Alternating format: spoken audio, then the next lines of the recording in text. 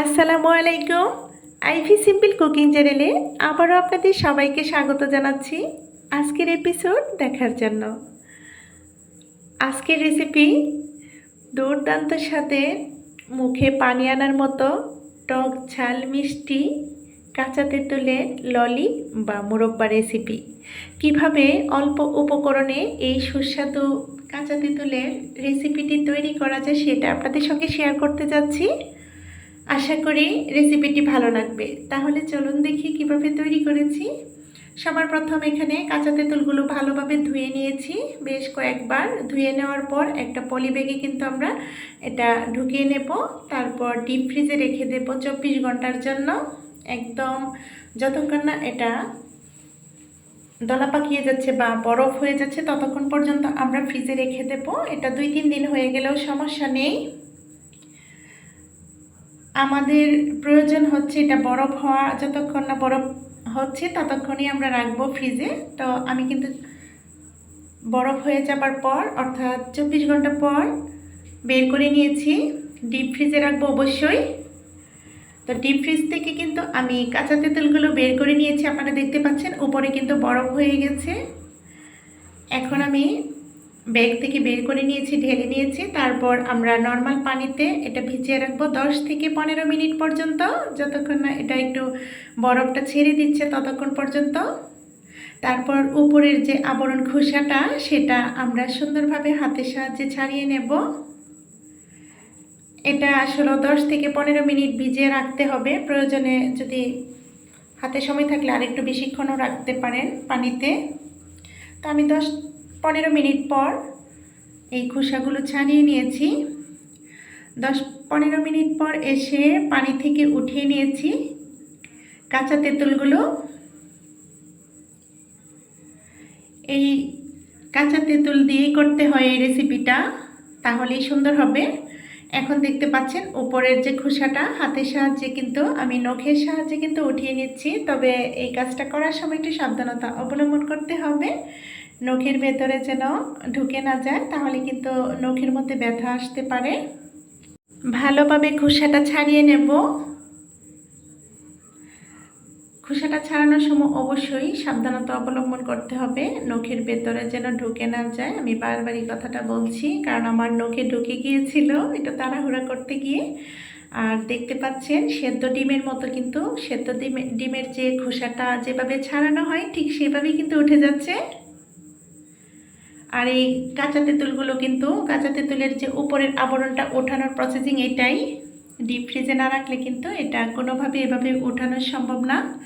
তাই চেষ্টা করব এই কাঁচা তেঁতুলের ললি বা মুরব্বা রেসিপিটি তৈরি করার সময় এই প্রসেসিংটা অবলম্বন করতে।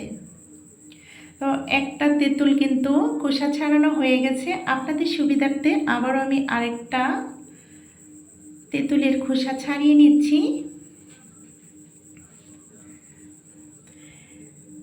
এখনও পর্যন্ত যারা আপনাদের মূল্যবান সময়টুকু নিয়ে আমার সাথে আছেন, লাইকটা দিতে ভুলে গেছেন, প্লিজ লাইক দিয়ে যাবেন।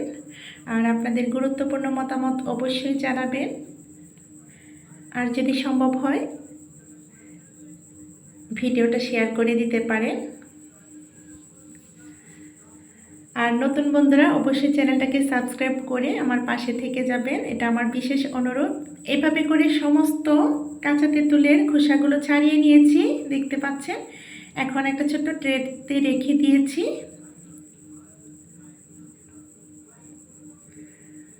তো আমি খোসাগুলো সরিয়ে নিয়েছি, এগুলো ফেলে দেব। অনেকে নাকি এটা দিয়ে চাটনিও তৈরি করা যায়।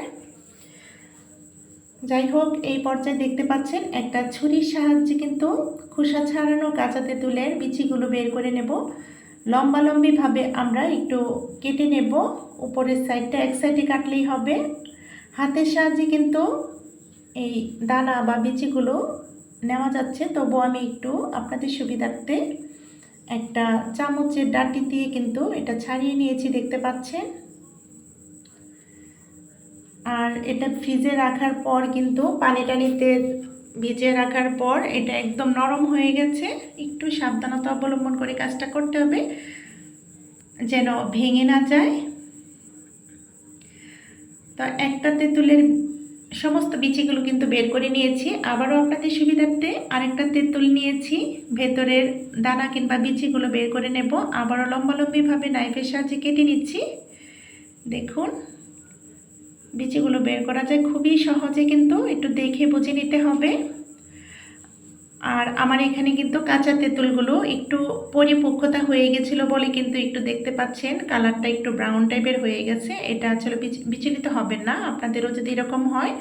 এটা আসলে কোনো পচে টচে যায়নি, এটা হচ্ছে পরিপক্কতা হওয়ার কারণে একটু কালার চলে এসেছে, একটা ব্রাউন কালার চলে এসেছে, সেজন্য সেগুলো দিয়েও করা যাবে। এভাবে করে দেখতে পাচ্ছেন আমি সমস্ত বিচিগুলো ফেলে নিয়েছি।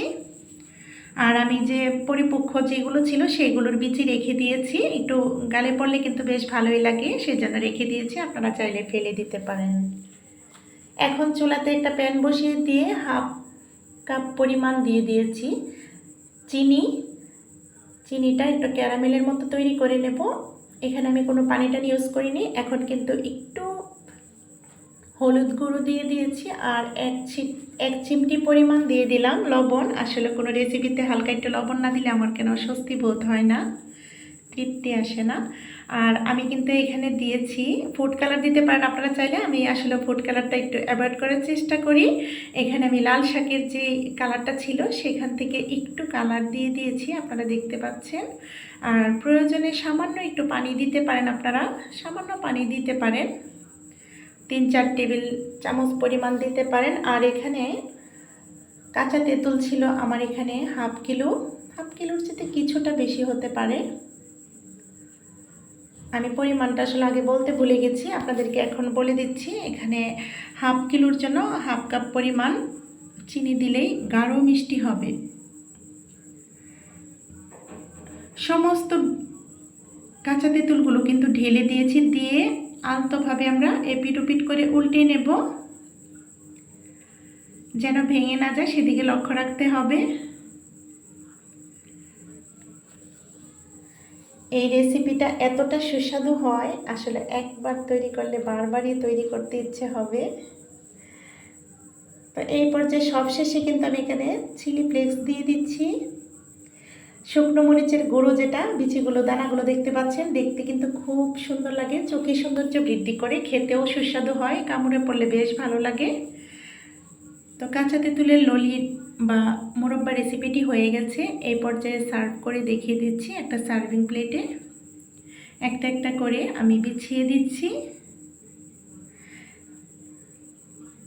আশা করি এই কাঁচা তেঁতুলের রেসিপিটি আপনাদের ভালো লেগেছে। যদি ভালো লাগে একবার হলেও ট্রাই করতে পারেন। এখন কিন্তু কাঁচা তেঁতুলের মৌসুম চলছে, চটজলদি কিন্তু অল্প উপকরণ দিয়ে এই রেসিপিটি তৈরি করা যায়। বাজার থেকে চড়া মূল্যে কিনে না এনে ঘরে তৈরি করুন, দেখুন কতটা সুস্বাদু হয়।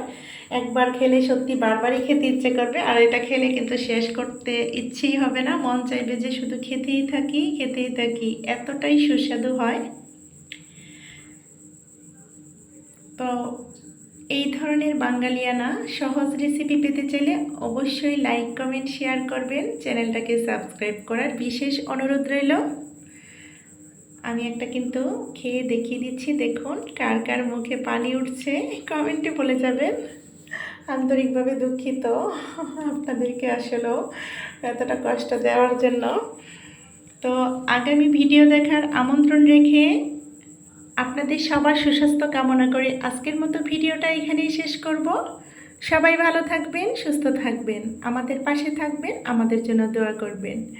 বাড়ির ছোট বাচ্চা এবং বৃদ্ধদের প্রতি বিশেষ যত্নশীল হন। আল্লাহ হাফেজ, আসসালামু আলাইকুম।